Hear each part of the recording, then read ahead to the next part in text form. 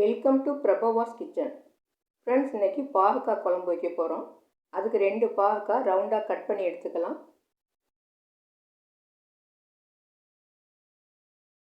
இப்போ ஒரு சட்டியை ஸ்டவ்வில் வச்சு அதில் 1.5 கரண்டி எண்ணெய் விட்டுக்கலாம். கட் பண்ணின பாவக்காயை போட்டு ஒரு 3 நிமிஷத்துக்கு நல்லா வதக்கிக்கலாம்.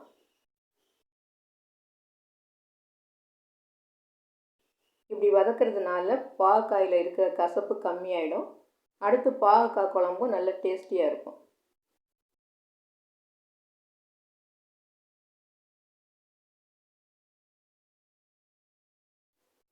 இப்போ பாவக்காய் நல்லா வதங்கிடுச்சு. இதை எடுத்து ஒரு பிளேட்டில் வச்சுக்கலாம்.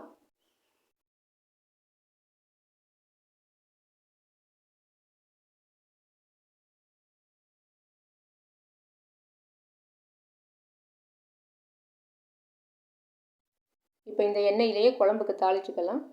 இதுக்கு 1 டீஸ்பூன் கடுகு, 1/2 டீஸ்பூன் உளுந்தம்பருப்பு, 1/4 டீஸ்பூன் வெந்தயம், 1/2 டீஸ்பூன் சீரகம், இது எல்லாம் போட்டு நல்லா பொரிஞ்சு வரட்டும்.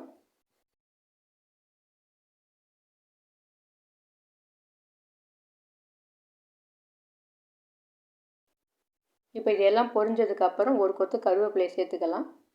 வெள்ளை பூண்டு ஒரு 10-15 சேர்த்துக்கலாம்.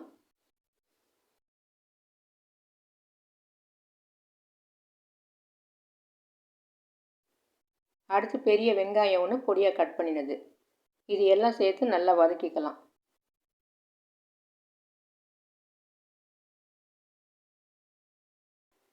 வெங்காயம் பூண்டு நல்லா கண்ணாடி மாதிரி வதங்கணும்.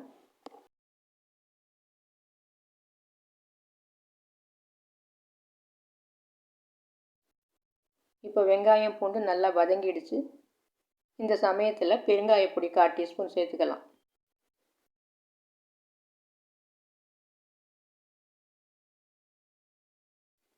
அடுத்து கொத்தமல்லி பொடி 1 டேபிள் ஸ்பூனு, மிளகாய் பொடி 1 டேபிள் ஸ்பூனு, மஞ்சள் பொடி 1/4 டீஸ்பூனு, இது எல்லாம் சேர்த்து நல்லா பெரட்டி விட்டுக்கலாம்.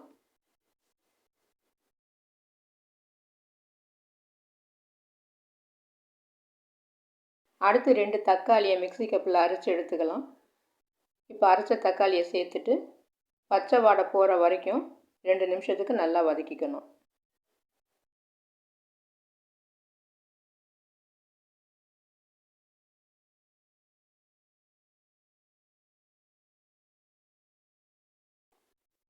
இந்த மசாலா நல்லா வதங்கினதுக்கப்புறம் 1/2 கப்பு புளி தண்ணி சேர்த்துக்கலாம். ஒரு சின்ன நெல்லிக்காய் சைஸு புளியை ஊற வச்சு அதை கரைச்சி வடிகட்டி சேர்த்துக்கணும்.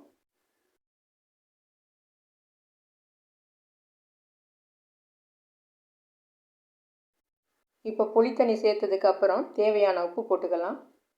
இப்போ இதை நல்லா கலக்கி விட்டு இந்த குழம்பு நல்லா கொதித்து வரட்டும். கொதித்து வந்ததுக்கப்புறம் தான் பாவக்காயை சேர்க்கணும். இப்போ குழம்பு நல்லா கொதித்து வந்துடுச்சு. இப்போ வதக்கி வச்சுருக்கிற பாவக்காயை சேர்த்துக்கலாம். இந்த பாவக்காயை சேர்த்து கலக்கி விட்டுட்டு ஒரு பிளேட்டை போட்டு மூடி ஒரு 5 நிமிஷத்துக்கு மீடியம் ஃப்ளேம்லேயே வேகட்டும்.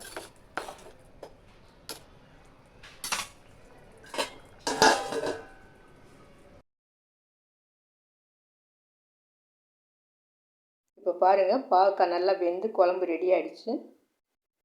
ஆனாலும் இது நல்லா சுண்டி வந்தால் தான் டேஸ்ட்டாக இருக்கும். அதனால் ஒரு 3-4 நிமிஷத்துக்கு கம்மியான ஃப்ளேமில் அப்படியே இருக்கட்டும். இப்போ பாருங்கள் எவ்வளோ திக்காக இருக்குது குழம்பு. இந்த மாதிரி இருந்தால் தான் நல்லா டேஸ்டியாக இருக்கும். இந்த டிஷ்ஷு பிடிச்சிருந்ததுன்னா லைக் பண்ணுங்கள், ஷேர் பண்ணுங்கள், மறக்காமல் சப்ஸ்கிரைப் பண்ணுங்கள். நன்றி.